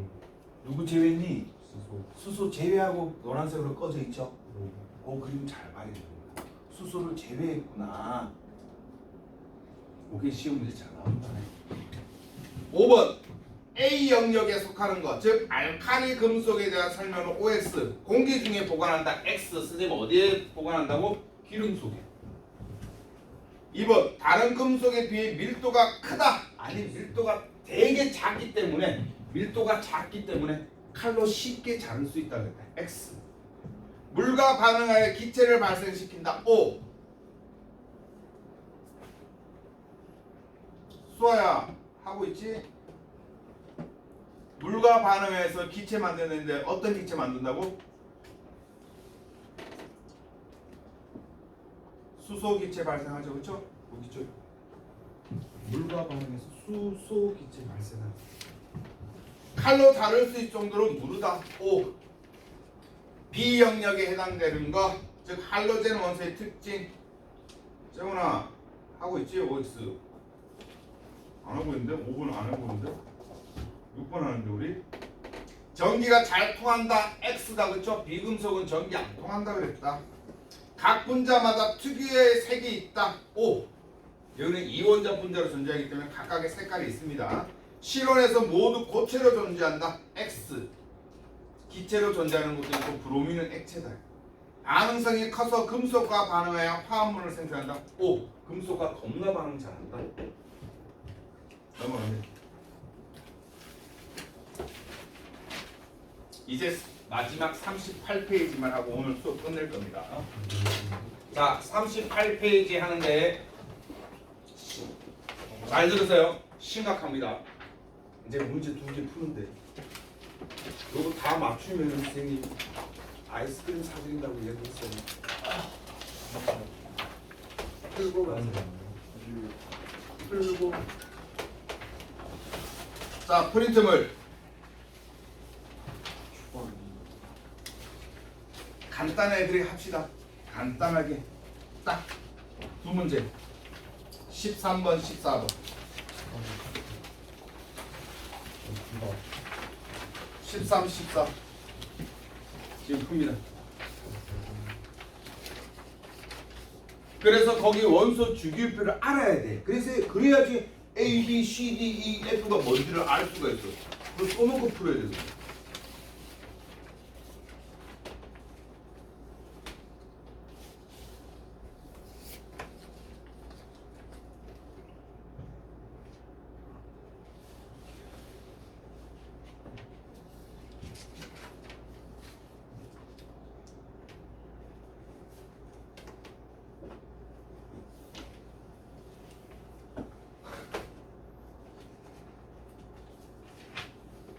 다 푼 사람은 쌤한테 이야기 손가락으로 표시하세요. 살짝 딴 애들 모르게.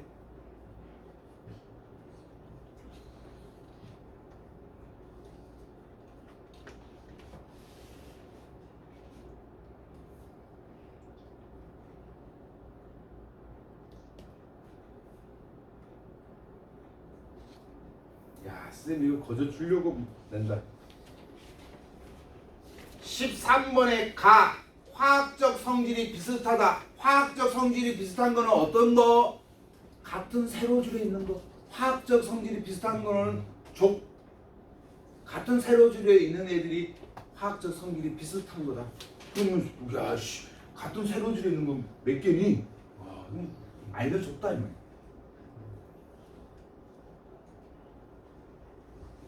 응?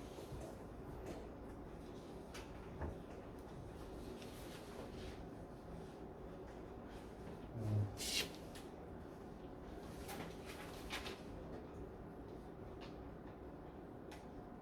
13번? 아닌데? 내려가지고 이야기해봐. 연필 두 개, 연필 두 개니까 모르겠어. 정답. 아니요. 아이스크림 어떤 걸로 할까? 아니. 야, 다 보세 다. 아니 나는 고체 상태에서 전기 전도성이 있다. 그럼 고체 찾, 저 금속 찾아라 이거잖아. 네. 다 실온에서 기체 상태로 존재한다. 기체 상태로 존재하는 건 비금속에서 찾아라 이 소리인데 비금속 중에서도 누구? 선생님 브로민은 액체라 그랬잖아. 그러면은 브로민 빼고 비금속이 몇 개인지 이렇게 찾으면 되잖아.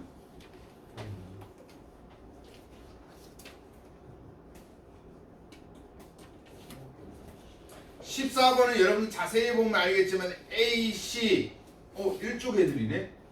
B, D 17쪽 애들이네. 그럼 요거다. 요거 먹고 돼.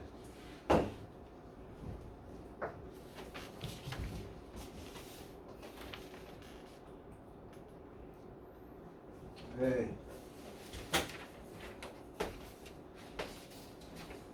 자, 운역이 아직 안 했어요. 안 했어? 13번에 1번이라 그런 거 아니야? 아니야? 13번이 이거예요. 작게. 이거는 맞아요? 정답.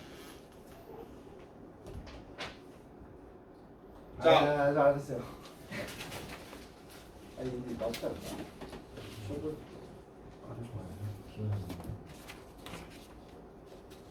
재훈아, 이렇게 안 하면 여기?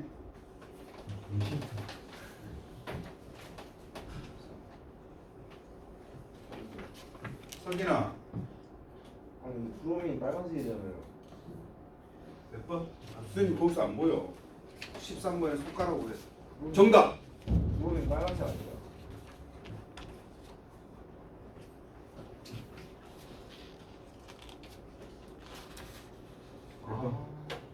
정답.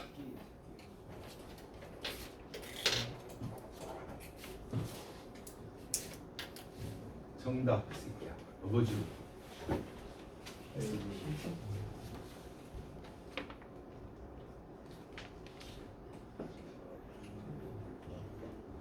합쳐봐봐 누구야? 합쳐봐봐 누구야?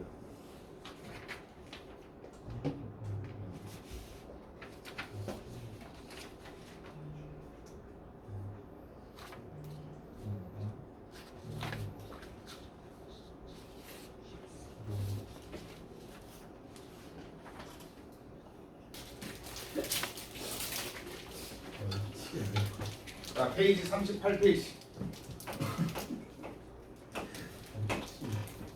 자, 이번에는 원자의 전자 배치 들어갑니다.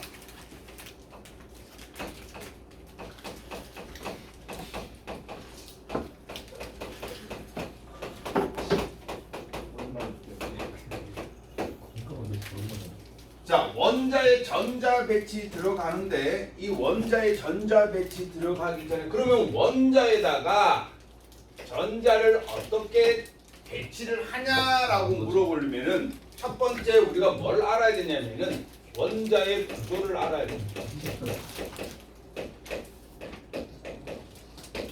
선생님이 이제 그림 그리는데 이거 모르면은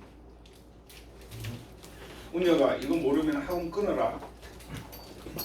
농담 아니고 진짜로. 플러스 3 요게 원자 핵이다.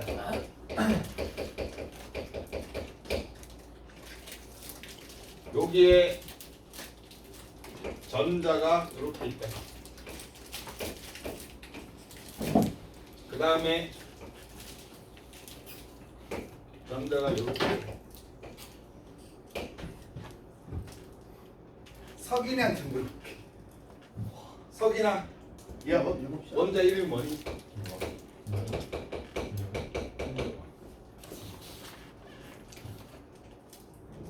학원 끊어야 된다.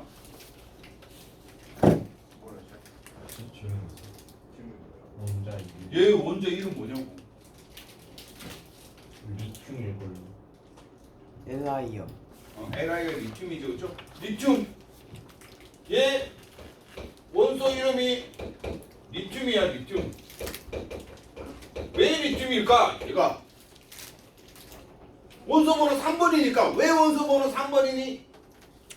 양성자 3개. 그다음 전자가 몇 개 있어? 전자 3개 있으니까 원소 번호 3번인 거야. 그럼 원소 번호 3번이 리튬이에요. 요게 리튬 원자의 구조다 이 말이에요. 그러면 이 원자의 구조 이렇게 그리면은 잘 보세요. 이제 이거 중요한 거 합니다. 제발 10분이면 되니까 봅시다. 그러면 원자는 원자 핵과 전자가 구성이 되어 있다. 우리 앞에서 지금 1단원, 2단원에서 지금 엄청나게 많이 이야기했다. 그러면 전자의 전하량은 얼마? 마이너스 1. 원자 핵의 전하량은 플러스 1 이렇게 띈다. 근데 얘는 지금 플러스 3. 얘는 전자 3개 있으니까 마이너스 3 이런 식으로 된다. 그러면 원자 핵은 다시 누구와 누구로 나누니? 양성자하고 중성자로 나누죠. 그렇죠? 중성자는 전하량을 안 띄고 양성자는 플러스를 띈다. 그래서 이 양성자 수와 전자 수가 항상 같다. 그래서 원자는 항상 뭐가 된다? 중성이 된다. 여기에 전자들을 어떻게 배치하냐? 요걸 지금 물어보는 거예요. 이 전자가 뱅글뱅글 돌고 있는 요 궤도를, 요 전자가 도는 요거를 우리가 뭐라 그러냐면 전자가 돈다 그래서 전자 궤도라고 하고, 전자는 요 궤도에 따라서만 움직여요. 다른 곳으로는 안 움직여요. 그리고 여기 안에 있는 요 공간, 요 공간은 빈 공간이에요. 빈 공간이야. 오로지 전자는 어디로? 이 전자 궤도를 따라서만 움직여.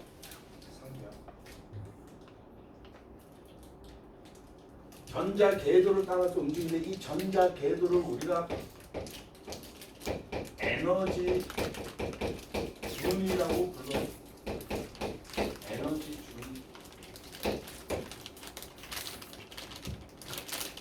그래서 그나마 선생님 여기서 공부 제일 잘한다라고 생각하는 사람한테 물어볼게요. 나 기말고사 100점 맞았다. 손 들어봐. 한 명, 두 명. 좀 아니고. 요 두 명한테 이제 질문한다. 잘 봐. 재훈아, 여기에 있는 전자하고 여기 있는 전자하고 누가 에너지가 높을까? 요 바깥에 있는 게 에너지가 더 높다고 그랬다, 그렇죠? 그래서 여기 있는 전자가 이쪽으로 오려면은 에너지를 어떻게 해야 된다? 에너지를 받아야 된다. 에너지를 흡수해야 된다. 그렇기 때문에 무슨 스펙트럼? 흡수 스펙트럼. 그럼 여기 있는 전자가 이쪽으로 가려면은 에너지를 방출해야 된다. 에너지가 더 낮은 곳으로 가야 된다. 에너지를 방출해야 된다. 이때 나타나는 스펙트럼을 방출 스펙트럼. 앞 시간에 공부했던 거다. 그러면 요 에너지 줄위에다가 전자를 배치를 하는데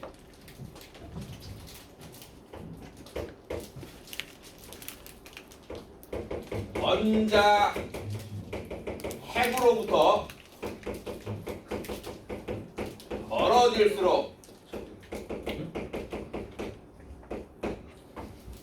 에너지가 높다. 원자 핵으로부터 멀어질수록 에너지가 높다. 에너지가 많다. 요거 기억하시고. 그러면 요 전자들은 무조건 여기 에너지 준위인 전자 궤도에다가 집어넣는데 요 전자 궤도를 에너지 준위라고 부르고 또 다른 말로는 또 뭐라고 한다? 전자 껍질이라고 한다. 이 전자 껍질 수가 바로 뭐에 해당된다? 우리 원소 주기율표에서 가로줄에 해당된다. 주기에 해당된다. 그럼 얘 지금 껍질이 몇 개니? 하나, 두 개. 그러면 원소 주기율표에서 몇 번째 가로줄? 두 번째 가로줄에 존재한다. 이렇게 됩니다. 됐습니까? 그 다음에 가장 바깥쪽 껍질의 전자가 지금 몇 개니? 지금 얘 리튬은 가장 바깥쪽 껍질의 전자가 몇 개니? 한 개죠? 한 개. 가장 바깥쪽 껍질의 전자가 한 개다. 이 가장 바깥쪽에 있는 전자의 개수가 바로 세로줄에 해당이 됩니다. 그러면 얘는 원소 주기율표에서 딱 보면은 원소 주기율표에서 이렇게 딱 그려져 있다. 원소 주기율표가 있다. 그럼 얘는 껍질이 두 개니까 첫 번째 가로줄, 두 번째 가로줄에 있다. 그 다음에 가장 바깥쪽 껍질에 전자가 한 개 있으니까 첫 번째 세로줄에 있다. 여기에 리튬이 자리 잡는다. 이렇게 되는 거예요. 이해됐습니까? 그러면 여러분들 이거 원소 번호 외우면은 다 찾을 수 있다. 여기에 리튬이 존재한다.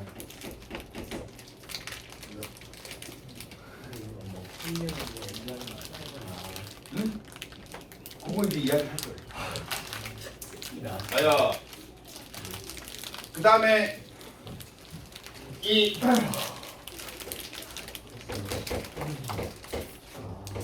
가장 바깥쪽 껍질에 가장 바깥쪽 껍질에 전자의 개수가 뭐를 의미한다? 족을 의미한다. 세로줄. 가장 바깥쪽 껍질의 전자 개수를 족이라고 한다. 그리고 이 가장 바깥쪽 껍질의 전자의 개수를 우리가 다른 용어로 부르면 바로 원자과 전자수라고 이야기한다. 원자과 전자수. 이게 세로줄에 해당이 된다. 됐습니까? 그러면 선생님, 자, 예를 듭니다. 플러스 9야. 플러스 9면은 바로 이제 파란다. 양성자 9개 있구나. 양성자 9개 있으면은 전자도 9개 있어야 되는구나. 그럼 전자 하나, 두 개, 두 번째 껍질에 하나, 둘, 셋, 넷, 다섯, 여섯, 7개 집어넣는다. 그럼 선생님 왜 첫 번째 껍질은 2개밖에 안 집어넣어요? 이게 바로 전자 배치. 전자 배치는 무슨 법칙을 따른다? 옥텟 법칙을 따른다. 옥텟 법칙 교재에 없습니다. 자, 옥텟 법칙을 따르는데 옥텟 이 말을 어디서 따왔냐면 옥토퍼스에서 따왔어요. 옥토퍼스가 뭐니? 문어 다리가 몇 개니? 8개. 그래서 첫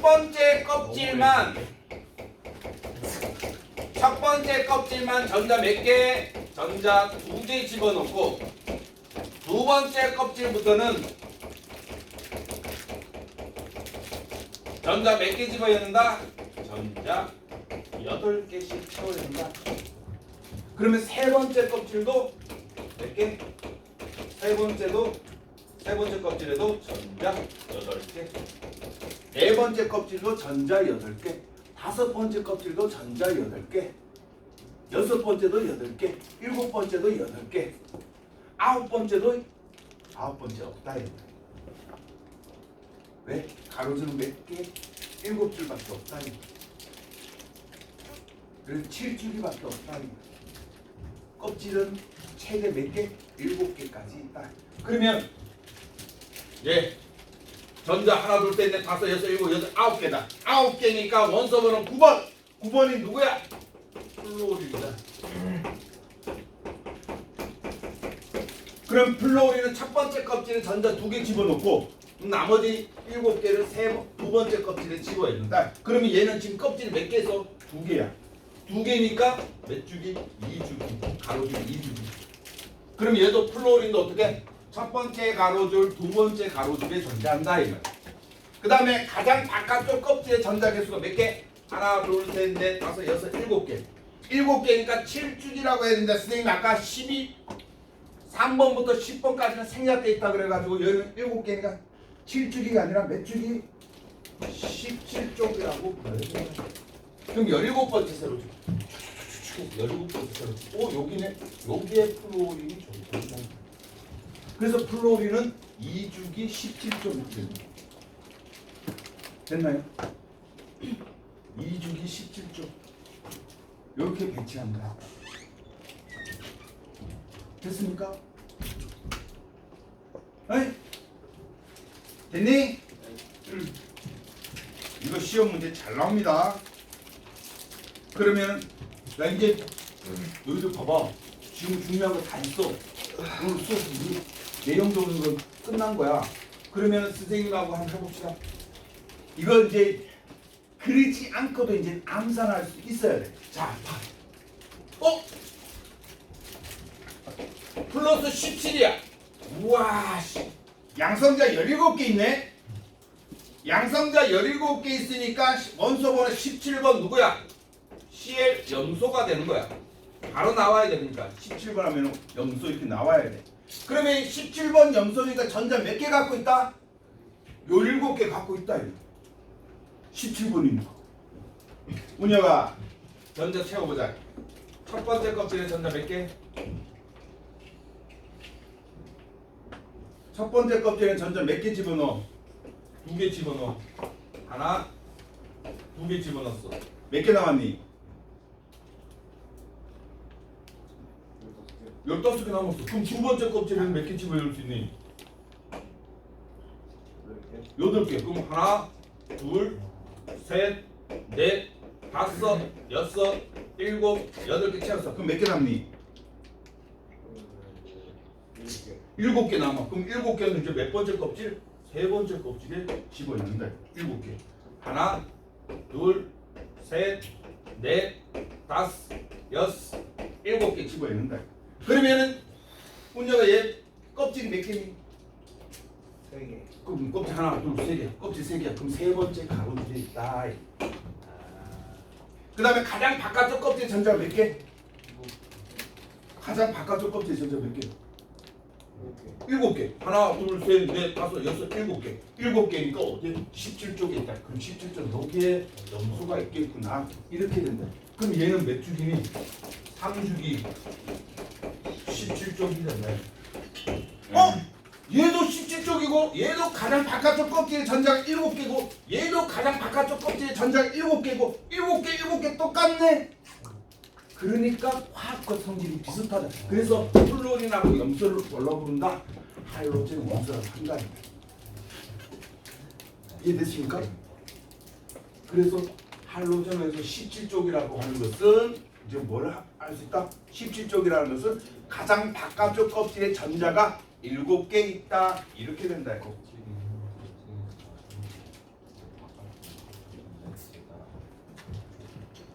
됐나요? 다시 한번 말합니다.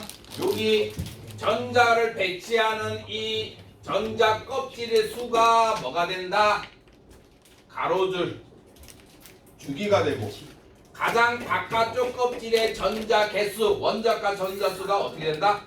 세로줄 족에 해당이 된다. 그리고 이 족은 중요하다 그랬다. 그렇죠? 왜? 원자과 전자 수가 같으면은 뭐가 같다? 화학적 성질이 비슷하다.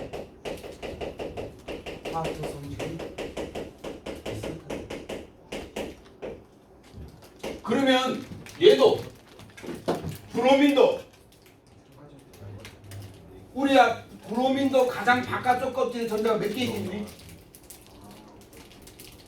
네? 브로민도 가장 바깥쪽 껍질의 전자가 몇 개 있니?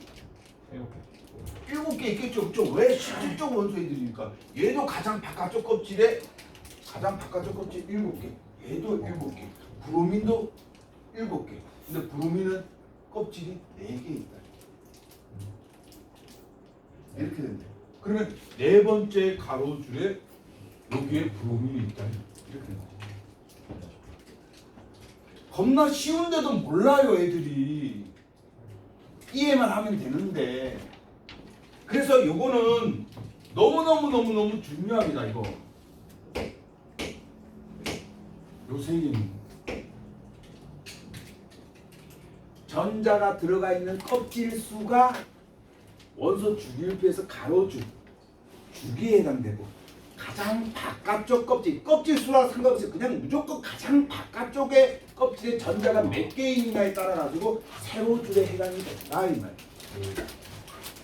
봐봐, 나트륨 원소번호 11번이야. 11번이면 전자 11개 갖고 있어. 그럼 첫 번째 껍질에 전자 2개 채워넣어. 두 번째 껍질에 8개 채워넣어. 그럼 10개 채웠으니까 1개 남죠?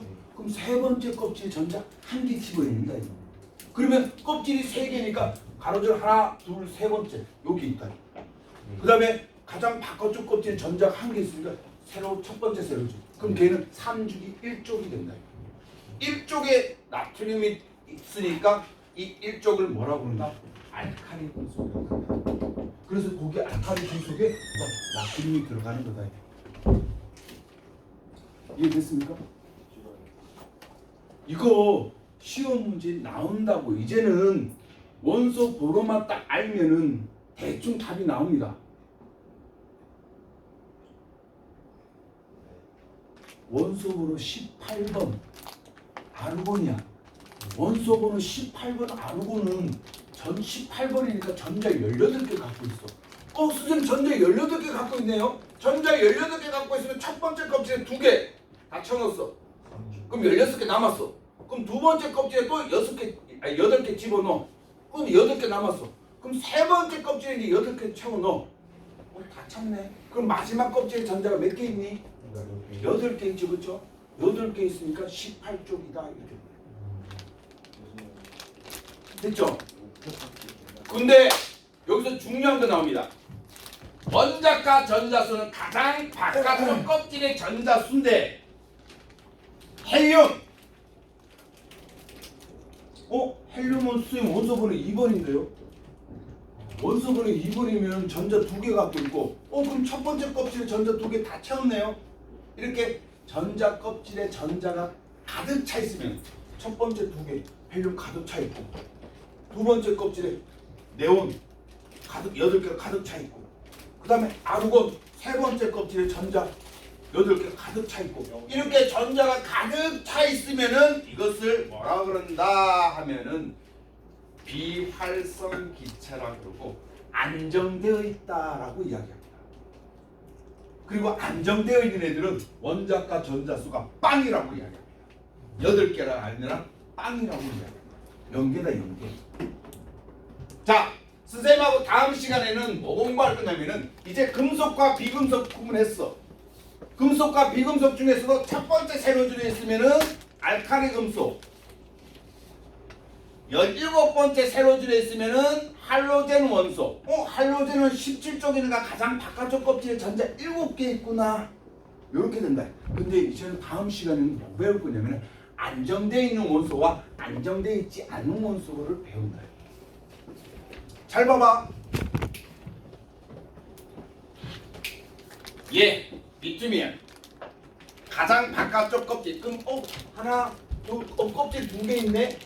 가장 바깥쪽 껍질에 전자가 1개 있네. 가장 바깥쪽 껍질에 전자가 몇 개 있어야 된다고? 8개 있어야 꽉 찬다 이 말이야. 근데 얘는 1개밖에 없어. 이런 애는 꽉 차 있지 않으면 뭐라고 본다? 불안정한 원소라고 한다. 불안정해 얘는. 그래서 어떻게든 안정되려고 해. 그럼 어떻게 하면 안정되니? 2가지 방법이 있어. 7개를 채워 넣든지 얘를 버려버리든지. 이게 어떻게 더 빠르겠니? 7개 채우는 게 빠르겠니? 1개 버려버리는 게 빠르겠니? 1개 버려버리는 게 빠르겠죠.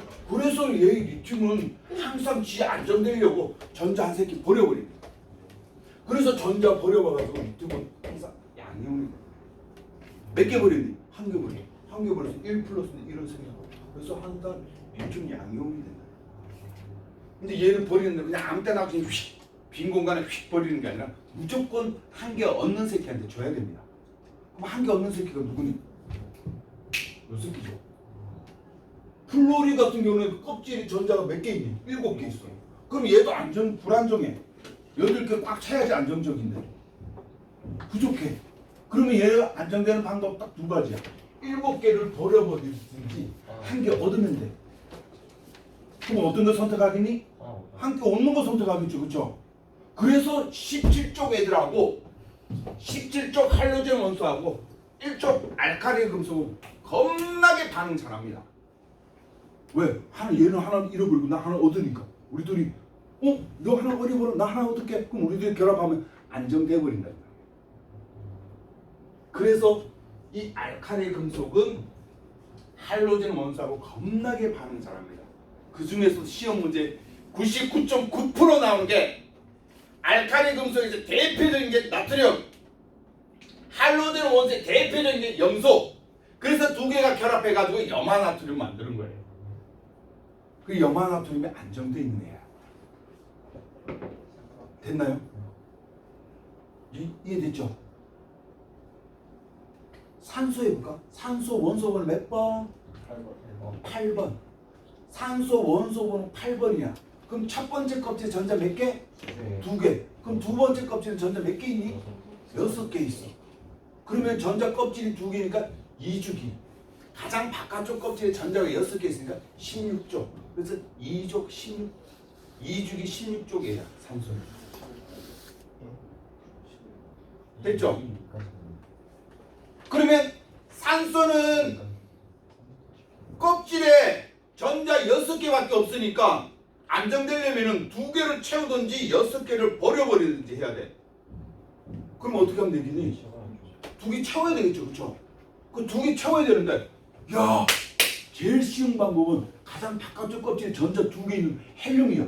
야 헬륨 너 전자 2개 나한테 줘. 그러니까 헬륨이 뭐라 그러니? 나는 첫 번째 껍질에 이미 전자 2개로 가득 차 있어서 나는 안정적인데 니랑 왜 결합해? 나는 안정적인데 내 혼자 있을 거야. 그럼 산소는 오이씨 전자 2개 나 빨리 채워가지고 안정돼야 되는데 찾아보니까 저기 수소 새끼가 있어. 야 수소 너 전자 나한테 하나 줘. 근데 또 하나 부족해. 또 수소 하나 더 끌어주고 와. 그래서 산소는 수소 2개를 끌고 와. 그래서 산소는 수소 2개를 끌고 와가지고 수소 2개랑 산소 1개랑 결합하는 거야. 그래서 이 물은 안정되어 있다라고 하는 거야. 됐나요? 그렇게 결합하는 거야. 이거 다음 시간에 배운다. 화학 결합에 대해서. 응? 수소는 전자가 없어요. 수소 전자 있어요. 근데 이때는 이제 선생님 그러면 수소는 산소한테 전자 주면은 수소는 전자 없잖아요. 그래서 수소는 산소한테 전자 2개를 전자 1개를 주는 게 아니라 이때는 전자를 서로 어떻게 하냐면 이거 내가 같이 쓰자 해서 공유를 해요. 그게 공유 결합이에요. 별게 다 있네. 그게 공유 결합. 그게 이온 결합. 요거를 우리가 다음 주에 공부한다. 이렇게 됩니다. 알겠죠? 자, 숙제입니다. 숙제는 선생님 나눠준 프린트물 다 풀어오는 거예요. 그 다음에 몇 페이지까지 풀어온다? 야씨, 체크하지 마. 체크 꼭 안 했다가 숙제 안 해오려고. 몇 페이지? 45페이지까지 풀어오세요. 알겠죠? 네. 자 오늘 수업 마치겠습니다. 안녕하세요. 야, 다 떨어. 저기 데스크에 가서. 여기. 아니 저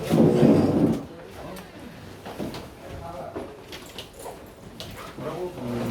선생님 뭐라고? 가져가.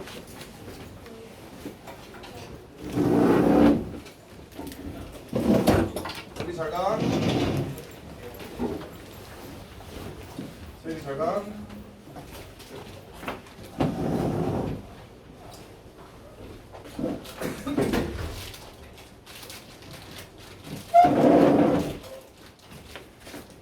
또 계속 나가라고 지금 이걸 안 쓰는 거야.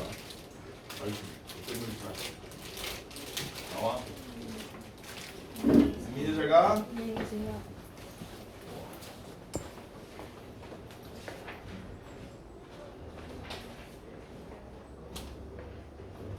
틀렸어? 에이쿠.